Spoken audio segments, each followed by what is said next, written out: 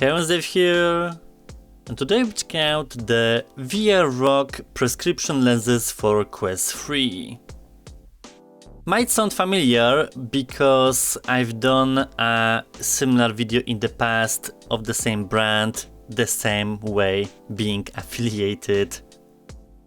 It's pretty much the only brand that offered me such deal and still continues to this day, where people actually use my code and get discounts, which I'm very appreciative.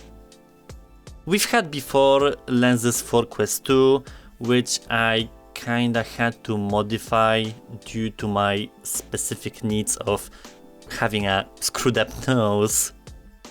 The engineering was just not fit at all for me specifically, since it was digging into my face and it is what it is. Still, the lenses were performing correctly. I think I have them installed on Quest 3S, which I don't really use nowadays, cause even for traveling I'm opting for Quest 3, in which I've not had any installed since I have this headset, so it's a perfect occasion to talk about it. And yes, I'm wearing on a daily contact lenses in my eyes and glasses to calm them down after a long day. Which essentially means I have some expertise and I know what I should be looking for. So the whole kit is essentially coming in a small black box where you have a thing to clean your lenses and a pretty nice etui where you store them whenever you feel like removing them from the headset, whether you're changing that throughout the family and household.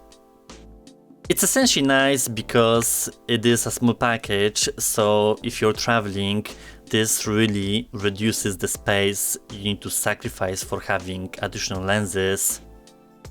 The VR Rock ones, in comparison to some other ones I've seen before, like Vidmo VR and, well, only that, they work on a magnetic system where you have two separate pieces, one going around your headset lenses and the other actually containing the correction frame.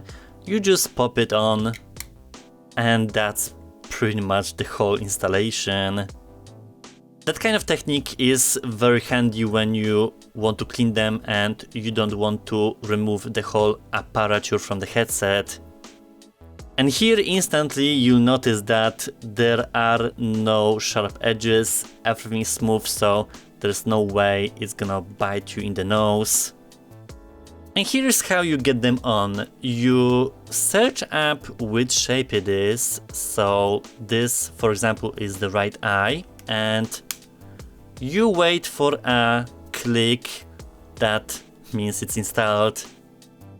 It fits very tight, so there's no scare of flying the piece off, and you just plop it the lens and voila, it's that simple. Cleaning, as I mentioned, you take it out, clean, that's it. It's like a very simplistic approach, which I very appreciate. You compile your headset with a frame, you don't really need to take it off to actually install it, so it's just for the visibility purposes. Now, one thing in mind, which I don't know if the brand actually mentions that, but when you wear them, you still feel them on your face. So you here, where's this button? Inside the headset, you have a small thing that you press and then you kinda pull out the faceplate. So now you have a space in between. That's originally designed if you want to wear glasses while having the headset on, which I don't necessarily appreciate because you can scratch the lenses easily. But with external ones, you need to pop that setting, and now there's enough space in between your eyes and the headset, so there's no interference.